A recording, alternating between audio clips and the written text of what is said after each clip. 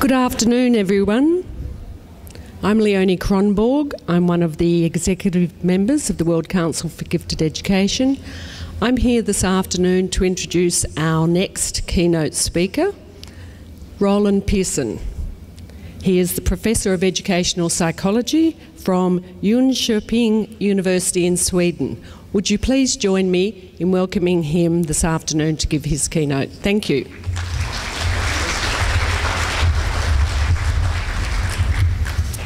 Hello everyone, and thank you for coming to this keynote. And I'd like to extend my thanks also to the committee of the conference who invited me to do this. And I aim to challenge you a bit. We'll see what happens afterwards. If I challenge you too much, maybe. We'll see. For this keynote, I will embark on a complex and somewhat unusual task. I will attempt to explain who, rather than what, decides what giftedness is. While the lacking consensus on definitions in gifted education has been addressed formidably by several learned colleagues, still lacking in theory, research, and in the general discourse of things, is an interest in the dynamics and impact of social context. Also, theory, research tend to be generated in a conspicuous isolation. We are well aware of the facts and ambitions of our own chosen disciplines, but academics within these disciplines are often quite unaware or even uninterested in the facts and ambitions of other disciplines, even though these may be similar, complementary, and could offer the solution to certain research dilemmas. Arising from such relative isolation is a void of understanding for the social dynamics by which labels, values, and theory in science are generated. You might argue, for example, that giftedness is entirely defined by scientific effort and hard-working objective researchers, ever keen on making progress and new discoveries. While this is perhaps how it ought to be, you must also consider what is a scientific effort and what motivates scientists to say what they say and do what they do. This is by no means as straightforward as one might think. I need only, as an example, mention the numbers of fraud and dishonesty in research, increasing in direct proportion to the also increasing degree of industrialization and political control of the world of research. The history, sociology, and psychology of science are domains of study that a majority of researchers rarely or never acquaint themselves with. My aim with this keynote address, therefore, is to provide a context to the understanding of giftedness and gifted education in a way that will hopefully facilitate their further development and provide us a sustainable and more realistic understanding of these. I will focus on the following three issues, as you can see on the screen. First, why are we at all mindful of the gifted? Which are the driving forces behind our interest? And second, I will address the problem of dogma and conflict, as well as of the denial of human nature. Human behavior is relying on much more than the psychometric states and traits constituting so much of the basis of our current understanding of giftedness and talent. Thirdly, and also concluding this keynote, I will address a few aspects of culture in regard to the current and future state of gifted education. So, why are we at all pursuing an understanding of giftedness, talent, and its education? Well, there appear to exist a few main reasons. In a global perspective, I think that there is also emerging a priority amongst these. Increasingly important is the potential contribution of the gifted and talented to the global economy, which is why policymakers and the leaders of business and finance express a growing interest in gifted education and its various formats. However, the world of business tends to pursue talent recruitment and training separate from national education systems. The gifted and talented are often also discussed as problem solvers in the interest of national welfare and of the hoped-for development and economic success of individual nations. The least prioritized motive is surprisingly the individual needs and wants of the gifted and talented themselves. I have found that this is and continues to be that which primarily motivates educators and parents.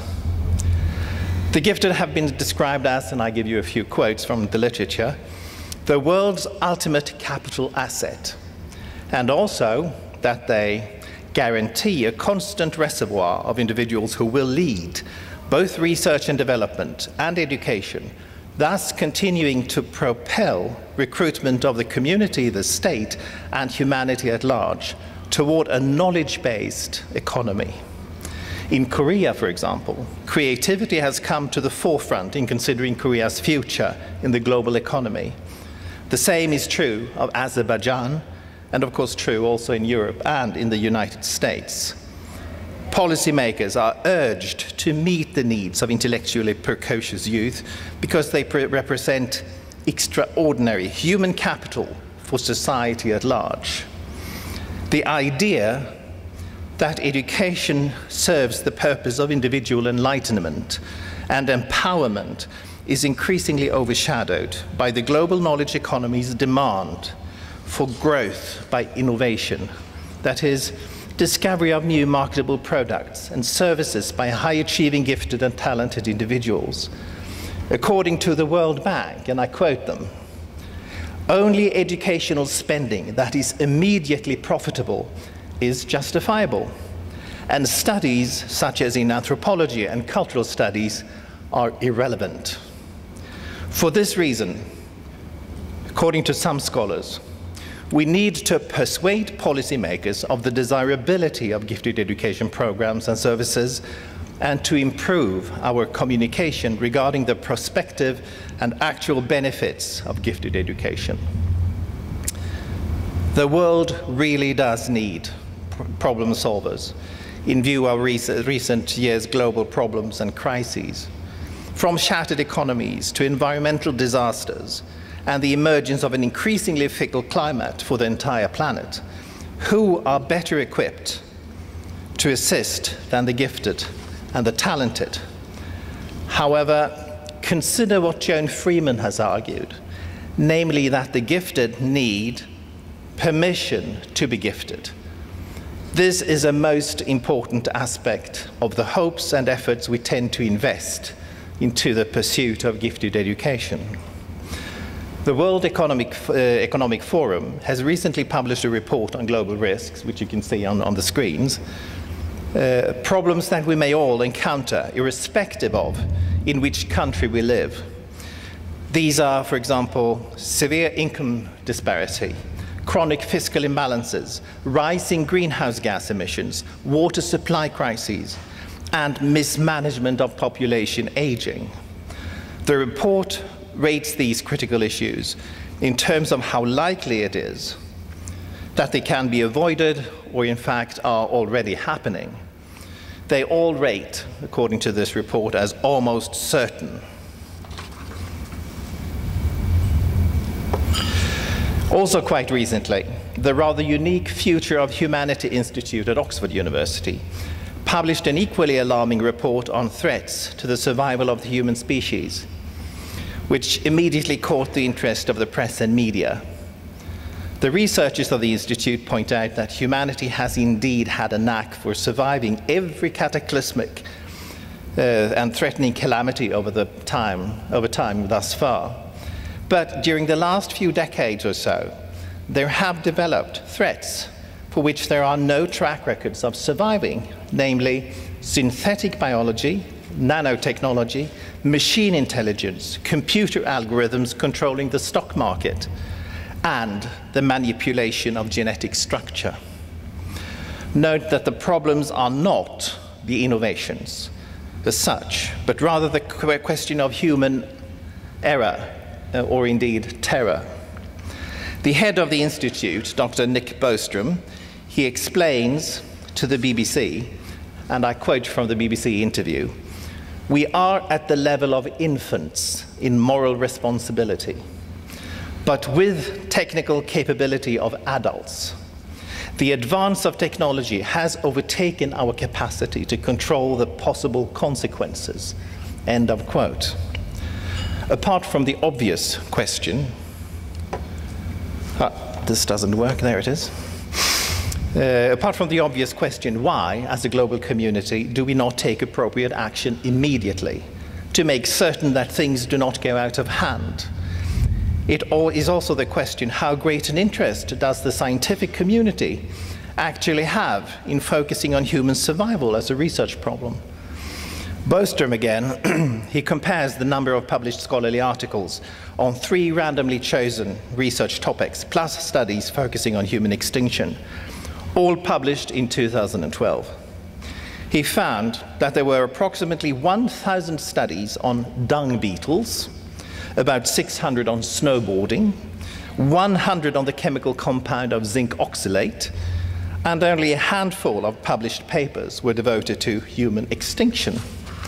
Apparently, the interest to study and ponder the survival of humankind carries little weight in the scientific community.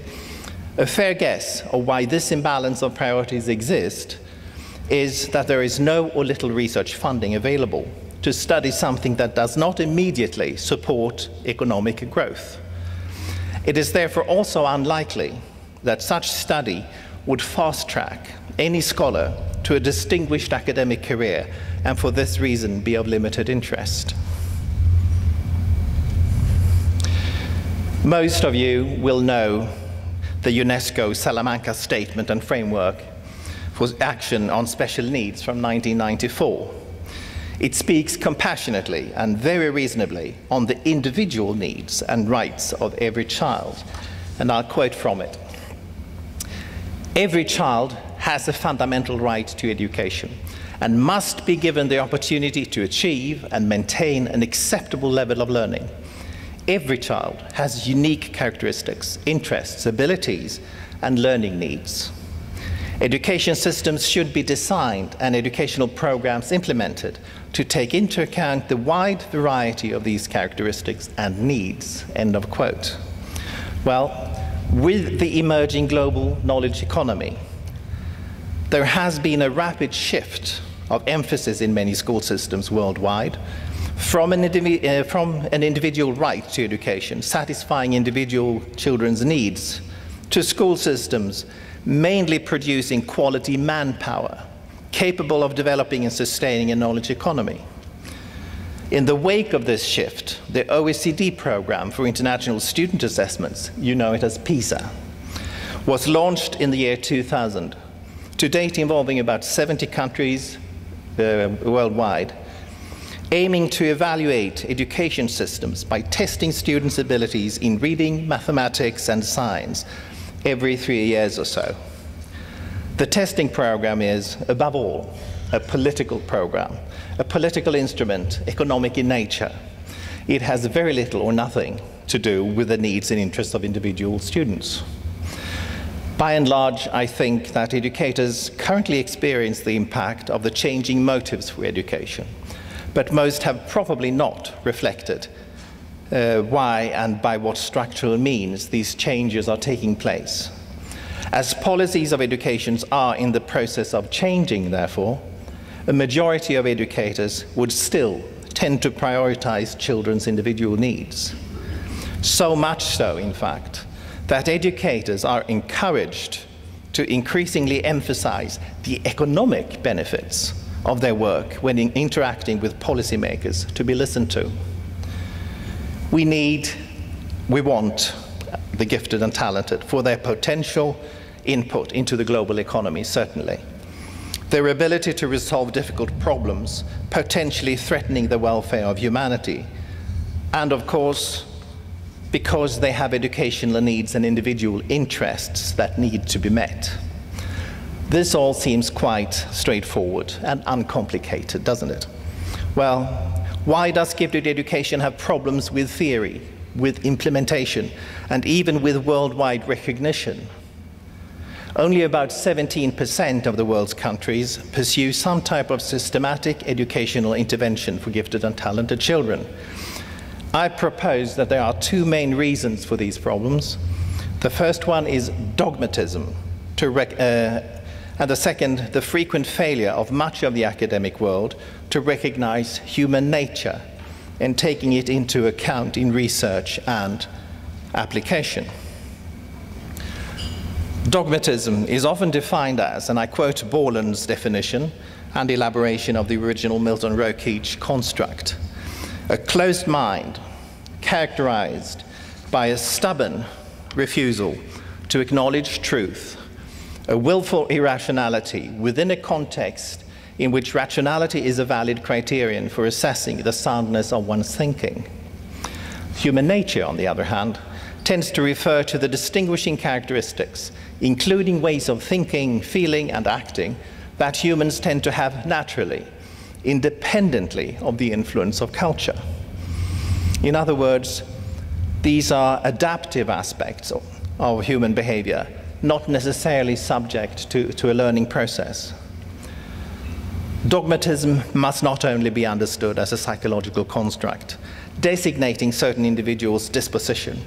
It is also a defense mechanism, protecting self and everything that constitutes identity. In consequence, dogmatism can be understood not only as maladaptive, but quite the contrary. It could just as well be the result of adaptation to their expectations and demands of any social context. Therefore, dogmatism may certainly promote coping and helps survival in a certain social environment. The history of science, and I'm sure you agree, is not one always characterized by humility. A number of scientists through history have argued that their contributions to science were nothing short of the ultimate discovery, after which few worthwhile further discoveries could ever be made. Nobel Prize laureate Albert Michelson, for example, in 1888, he proudly stated that, in physics, the more fundamental laws and facts of physical science have all been discovered. Well, but after his demise, quantum physics arrived. Einstein's theory of relativity was proposed. Nuclear fission was discovered. And we learned that there were billions of galaxies beyond our own spiral galaxy, the Milky Way. Apparently, there was more to learn after Albert Michelson. Well, in the social sciences, it has been much the same. Well known and surprisingly still often quoted is the rather audacious statement of behaviorist John B. Watson that any end is possible given the right upbringing of children. Equally astounding is the insistence on non-essentialism by social constructivists. This tenet precludes the influence of genes and hormones on human behavior. However, we have learned through discoveries in other disciplines, such as genetics and physiology, that all things are not possible, irrespective of how stupendous an environment for bringing up children is. Also, human behavior is most certainly swayed by physiological factors, even down to the choice of a life partner, if such a choice happens to be part of the culture. The scientific community, then, often speaks of and enthusiastically envisions almost unbridled progress and development. But it surprisingly often acts as if knowledge was absolute, static, and new discoveries were in fact uninteresting. Now, Robert Sternberg has quite recently and very succinctly pointed out that the knowledge and research constituting the foundations for gifted education is in fact also largely static. It has changed surprisingly little over time. He has suggested three main reasons for this. Firstly, the urgent societal need for real-world practice in education, particularly the Western world, has little patience to wait for what stringent and time-consuming research processes have to suggest. Second, the accountability movement, insisting on the pursuit of quality. I'm sure you know the concept. Through business models on every aspect of work in education and their means of control, which tend to be insensitive to human abilities and individual needs. And third, budgets, the shortage of money for particular programs and research. These are usually dependent on political will, as well as of the ideological recognition of the field, which naturally varies around the world. So these reasons, they are more or less the result of neoliberal ideology, by which education is currently motivated and transformed to better fit a global knowledge economy. However, there are further likely reasons why our understanding of giftedness and its education have progressed very little over a long period of time. We have narrow understandings of giftedness with a bias toward the analytical and its testing. We are usually also unaware of the impact of cognitive conservatism and familiarity. That is, we tend not to like change, not even if necessary in light of research evidence. And finally, we are similarly unaware of a variety of personality traits, stereotypes, and group behaviors as prompted by human nature. The latter three are all due to dogmatism and to the very tangible, but usually ignored influence of human nature. Our refusal to acknowledge human nature, Harvard University's Steven Pinker has argued, and I quote him, is like the Victorians' embarrassment about sex, only worse. It distorts our science and scholarship, our public discourse, and our day-to-day lives.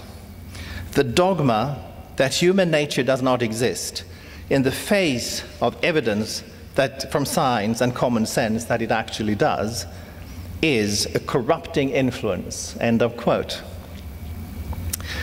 Furthermore, we often speak enthusiastically of academic freedom. It is often argued to be the basis of all higher education and research. But the academic world has, in spite of such an age-old ideal, never been entirely free to think, to say, to write, or study everything in pursuit of personal convictions and interests. The academic world, for good and for worse, has been ruled not necessarily always by external political influence, but by internal and dominant knowledge monopolies who decide the definitions of truth and their suitability. More importantly, such monopolies tend also to suppress new ways of thinking.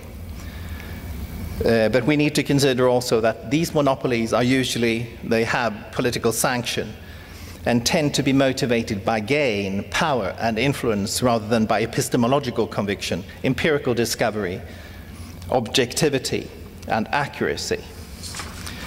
Now, Henry Bauer, from Virginia Polytechnic Institute and State University, he has studied such current knowledge monopolies. For example, astronomy. In astronomy, everyone must accept the Big Bang theory of the origin of the universe. If not, there is an influential group of about 510 astronomers to date, worldwide, insisting that such an alternative research must not be funded, nor should proponents of an alternative theory even be allowed a mainstream public forum to be heard. In medicine, scholars must embrace the assumption that HIV, for example, is always the cause of AIDS. Scientists who argue otherwise will find it difficult to be taken seriously, and they can certainly expect rejection when submitting manuscripts to the most famous journals. And a group of about 2,600 researchers and others stand behind this normative single explanation, insisting on the causality of HIV. In studying climate change, it's the same. To retain credibility, the continued support of political leaderships, one usually needs to accept the dominant position, that the climate is changing and that this change is caused mainly by human intervention. I would like to add another monopoly to these, namely how giftedness is understood in various parts of the world. Which of the following two is the more politically correct one? A, To understand giftedness as normally distributed and therefore constituting an attribute of a small group in any population, or B, to understand giftedness as a possibility for everyone in any population, given that school systems and their teachers are sufficiently trained and knowledgeable. My observation, at least, is that in Europe, particularly in Northern Europe, it is politically very difficult to discuss giftedness as exclusive to only a few. The issue of labels is generally avoided, but if used, the term talent is preferred, and it signifies a potential development for each and every one. It matters little whether the underlying assumption is scientifically right or wrong. The similarity and equality of each member of society is ideologically enforced. Contrary views are discouraged, ignored, and sometimes even ridiculed. Arguing talent for all is acceptable, condoned, and rewarded, whereas arguing giftedness for a few is, as a rule, not an option for any career-minded scholar in need of political support and research funding. They certainly are very earnest and honest scientists, generating well-considered research and theory, making new discoveries, but with differing views on the origins of the universe, of the underlying causes of AIDS, on the reasons for climate change, and the understanding of giftedness in society. As a result of their politically incorrect stance, they tend to be ignored, marginalized, and sometimes even stigmatized by the dominant knowledge monopolies and by everyone with a vested interest in retaining a monopoly unchanged. There are unavoidable forces, both internal and external to universities, motivating each academic, for good and for worse, to conform to a variety of canons. Learning from history as we pursue research and meet colleagues with ideas that we do not yet understand or accept, we need to consider the fact that there is a significant probability that some of today's heresies will become tomorrow the future's mainstream consensus. One of the more famous examples, as you can see on the screen, is Italian astronomer Galileo Galilei. He was summoned to the Roman Inquisition in 1632 for being, and I quote, vehemently suspect of heresy. He had argued that the sun lies motionless at the center of the universe, an undisputed fact in every book on astronomy today, but in the 17th century, it was contrary to the official Roman Catholic policy, and therefore unacceptable. For this suggestion, Galileo was sentenced to house arrest lasting his entire life. My point is that we tend to forget that the same forces imprisoning Galilei are alive and well. They are still reacting to deviance from academic and societal canons, and for the very same reasons. Allow me to quote at length Robert Quinn, heading the Scholars at Risk Network, based at New York University. He has pointed out that, and I quote him, evidence suggests that academic communities remained favorite targets for repression. In the information age, the scholar's role in shaping the quality and flow of information in society is an unquestionable source of power. Repressive authorities intent on controlling societies naturally seek to control that power.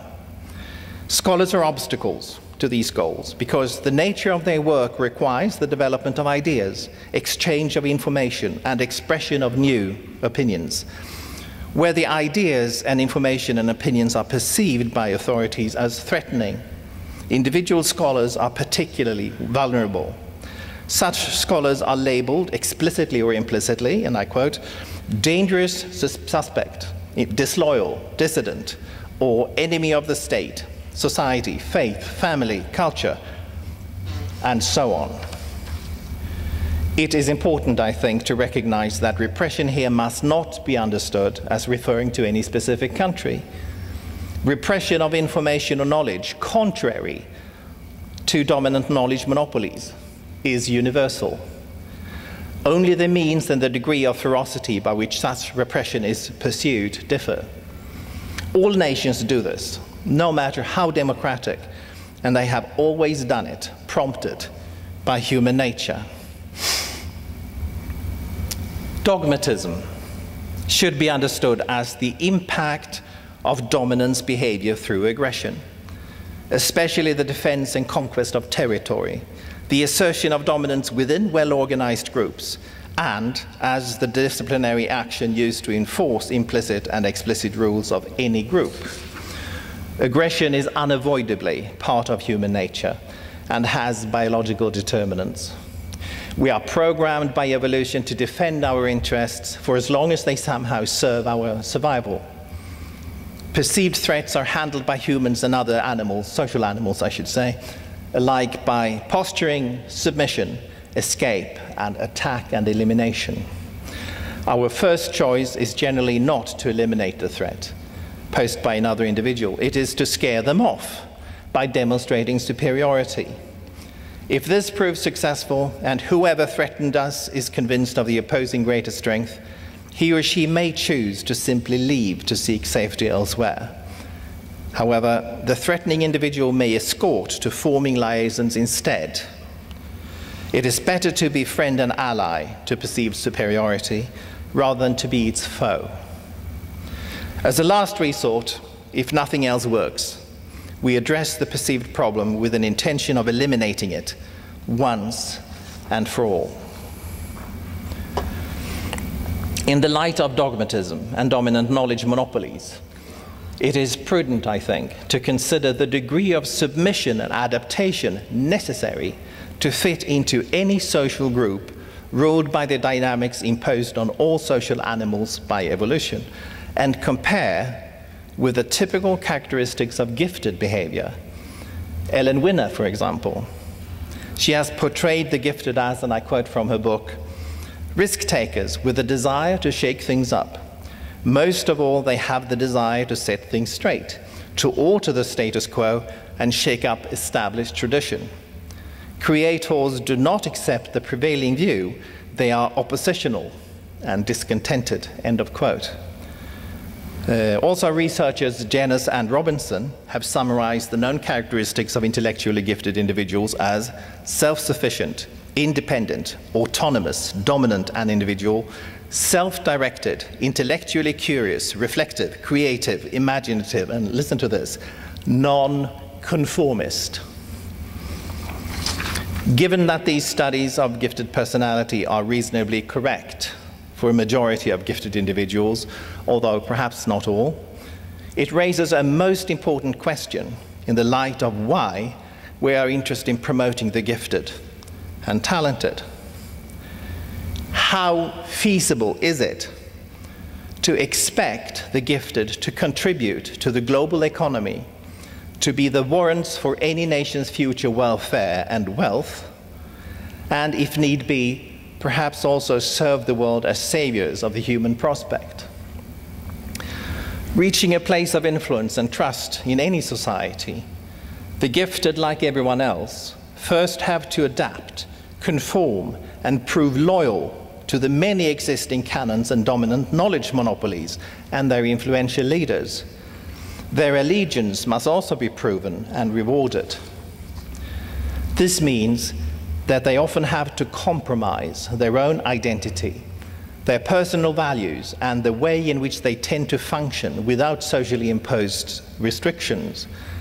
I have myself encountered enough a number of highly able individuals in a variety of walks of life to know that making such compromise is an almost insurmountable challenge to them. It is almost always tied to conflicts, self-doubt, frustration, and over time to alienation and clinical depression. I would like to make a bold proposal at this stage, namely that the gifted seem often to have the means to override their human nature. Being aware of it, they may decide to act contrary to the human nature and not necessarily follow their own instincts, as it were. They often refuse to accept that which does not conform to their own logic, conviction, or insight. Since their conclusions rarely coincide with those of the dominant knowledge monopolies, conflict with their immediate social context arises and becomes a problem to continued employment or cooperation. As a result, the gifted individual becomes regarded as a difficult troublemaker, threatening both social cohesion and perceived competence and standing of individual leaders. Note that difficulties such as these are also what research into the work satisfaction of gifted adults employed by rigid and formal organizational settings have found. I can only envision one exception to when the gifted mind does not suffer in a strictly formal and often contradictory setting, namely when a gifted individual is subject to a more or less psychopathic disposition. Individuals with such a personality tend to be daring, charming, highly intelligent, visionaries, and risk-takers, often with no moral compass, and have little or no empathy. Or to put it like Kevin Dutton of Oxford University, psychopaths are less morally squeamish, but only when it comes to playing for high stakes, end of quote. Well, such individuals are increasingly being seen as role models in the corporate business world. And it has been suggested by research already that they played a major part in causing the latest global financial crisis beginning in 2008. It is worth considering, perhaps, if it is in this light as well, that we need to consider the scary rich who are also the scary smart, as recently referred to in the Forbes business magazine by Jonathan Y. of Duke University. The gifted are in all likelihood able to live up to most of our expectations in theory. They are no doubt potentially phenomenal assets to any institution, nation, organization, or employer, but only if permitted to be gifted in accordance to how they actually function, and if the social context in which they work is accepting of them, supportive, and the setting is relatively free of imposing formal strictures. There is a considerable difference between what the gifted can do and what they are socially sanctioned to do. In concluding this keynote, I would also like to briefly focus on culture in reference to how we perceive giftedness and talent. In a recent issue of Gifted and Talent International, devoted to cross-cultural issues, it was concluded that addressing cultural uniqueness and its significance to gifted education is by no means novel in research and application. However, it is a fact that in spite of the available knowledge base, it has had a relatively limited impact. In view of the discussion thus far, this is not difficult to understand.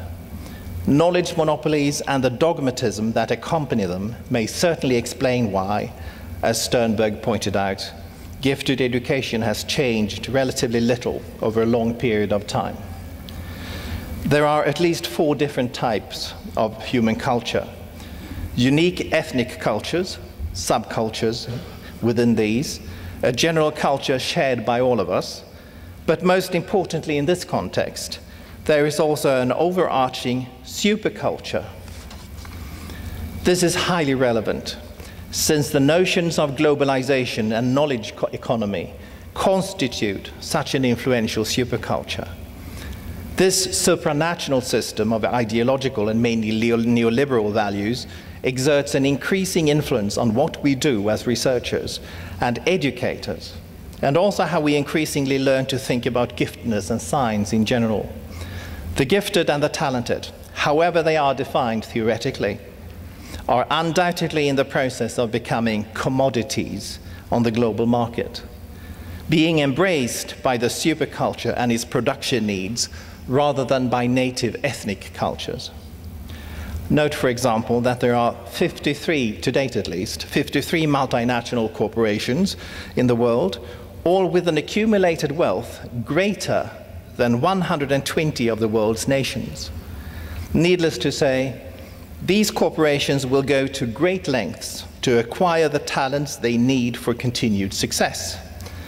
It is worth pointing out as well that researchers of the global economy and its influence on daily life actually warn that multinational corporations pose a potential threat to democracy in their sometimes relentless pursuit of growth and profit. The reason being that a large portion of control flows through a small, tight-knit core of financial and global institutions, a core termed super entity by a group of Swiss researchers at the Swiss Federal Institute of Technology in Zurich. While with a neoliberal superculture fully developed in the form of a knowledge economy, we can expect that gifted human capital will be very appealing to every policymaker and corporate executive worldwide, with a vision of global dominance, convinced of economic growth as the model to follow. However, this is assuming that such highly desired human capital actually can be made to fit into rigid organizational structures, which I have shown in this paper is often a considerable problem. Not all countries, however, have the same inclination to embrace a knowledge economy entirely and uncritically.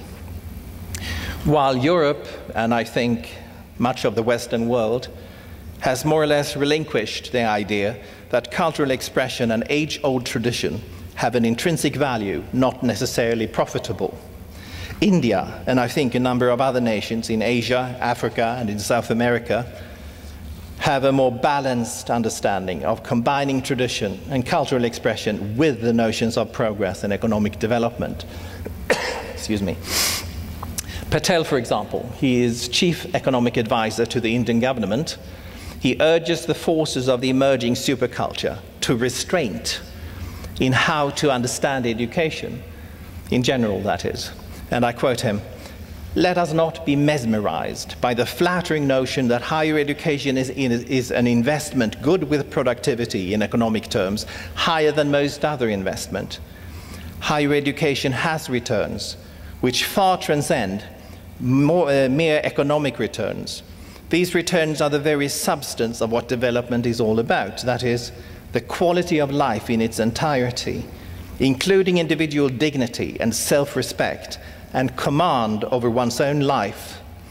These are the true hallmarks of individual freedom," end of quote. So, who does define what giftedness is? We could probably haggle over which theories and constructs are the best to define giftedness and talent for a very long time to come. But considering current global development, as well as the related increase of interest in individuals capable of more and better achievements than most others, it is quite obvious that a focus on what the gifted are able to do is much more interesting to policymakers and multinational corporations than is a focus on how such human capital assets are defined theoretically. Corporate life, the world of entertainment, the world of policy and ideologies, all tend to understand the highly able in different ways. To these, giftedness is mainly a function. To the academic world, high ability has rather been understood as a set of theoretical descriptors.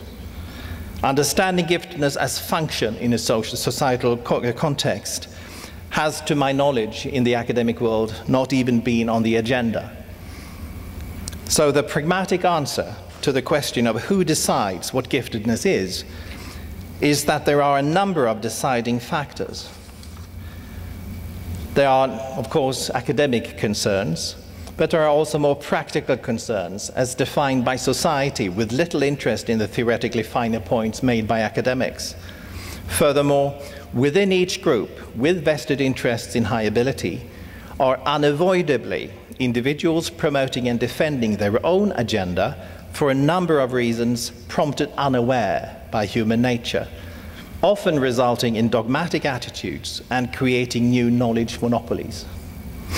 As complex as this pattern of social dynamics appears, the bottom line is that whoever has dominance, by whatever means, also ultimately reserves the right to definition. Now, this is dominance as based on social power and influence. The foundation for such dominance rests not on factual accuracy, rational logic, or empirical evidence, but on aggression in its various expressions. My conviction is that the academic world is at a crossroads. Perhaps this is true of the world in general as well. Google executives, Eric Schmidt and Jared Cohen, for example, they foresee a future in which we exist in two parallel civilizations, the physical and traditional one, and the virtual one.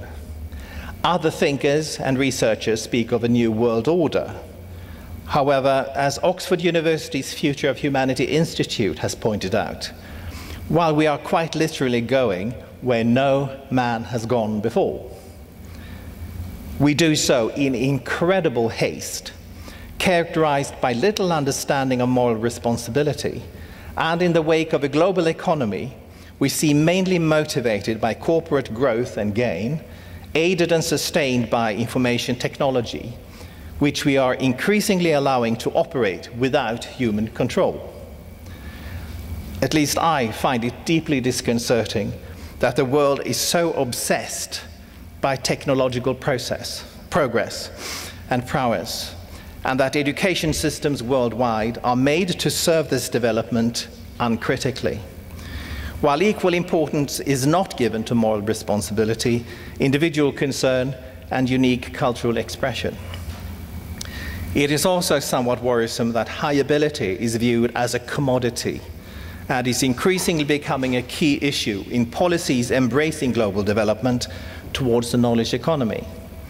There is already a war for talents in full operation. I do think there are choices to be made for us in regard to how we wish our futures to look like. But do we as scholars and educators have the mindset of the gifted and the talented? Are we risk takers with a desire to shake things up in spite of the cost? Do we have the desire to set things straight, to alter the status quo, and question established tradition, challenging current knowledge monopolies? We do need the gifted and talented, I think, in our day and time, more than ever. And I think, to the extent that it is possible, we need to be more like the gifted at heart. Thank you very much.